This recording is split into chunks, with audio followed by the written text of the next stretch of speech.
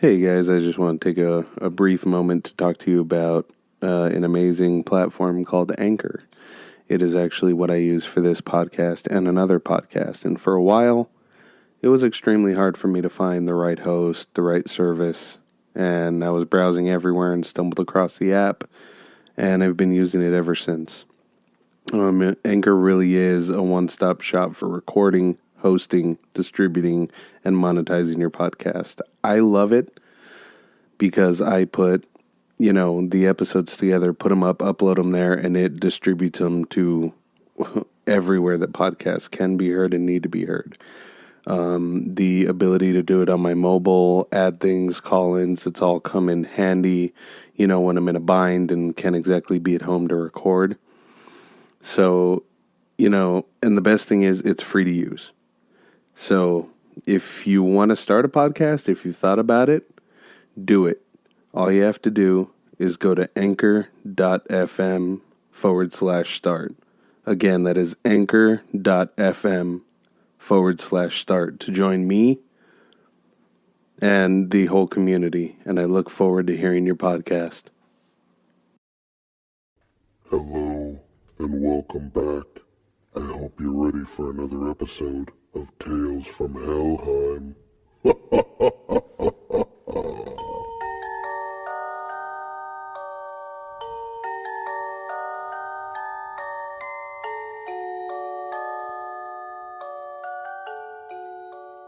My two scariest experiences. I don't know how to start this, and also sorry for my bad English. Okay, this will take me some time. My first story takes place in my grandma's 2-story detached house in the summer of 2018. I'm 15 and I was hanging at home with my 3 friends. All the 3 of them are girls and I'm the only guy of the group. At this time the sun had started to set and we had just finished some beers. Not that we drink much, and personally I don't like beer. But just to know we had started to get bored a lot, so I searched something to play similar to a Ouija board, and I came up to a card game. It's a ritual kind of thing that you set 3 pairs of 6 cards and a candle in a dark room with all the lights off. Now that I gave you a view of what was about to happen, let's get to the really creepy shit that happened. I forgot to say that we were at the first floor of the house, and also we have a Labrador, and her name is Laura. So I place cards on the candle, and I turn off all the lights, and we all sit, and I start the classic questions. Every card symbol is a word. Spades mean no, hearts mean yes, diamond means maybe, and club means no. For every question I had asked, the answer was no and 1 maybe. My friends had started to get bored and make fun of me, and they left the room, passed the hallway, and got to the other room. The only thing that separated us was a wall with curtains, so I could still talk to them. And I continue asking questions, like, is someone here now that I'm alone? Yes. Are you a woman or a man? Maybe. At this point I wasn't afraid, I was just curious. Then asked, how old are you if you are real? Then chills ran all over me. But I continued the same question 2 more times. Then I heard the slow rhythmic tappings. Tap, tap, tap. I ignored it, thinking my friends wanted to scare the shit out of me, and again the rhythmic taps, more aggressive this time. I sneaked through the dark room at the door so I could open it and scare one of the girls. I opened it and no one was there. The dog wasn't following someone, and I freaked out.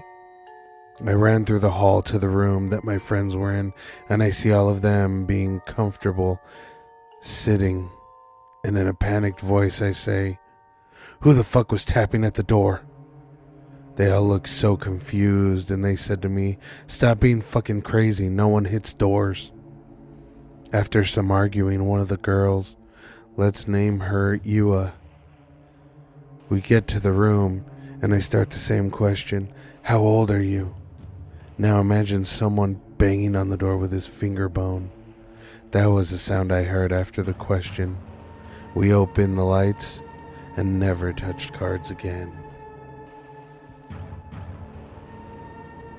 Second story. This story was last year. I was with my uncle at the time. It was about 1 or 2 in the morning, and we were walking the dog, a Labrador, and my uncle's huge wolf dog. As we were walking down the road, we saw a guy wearing only gray pants, nothing on top, and having headphones on. His eyes were painfully wide open, but he had no expression on his face.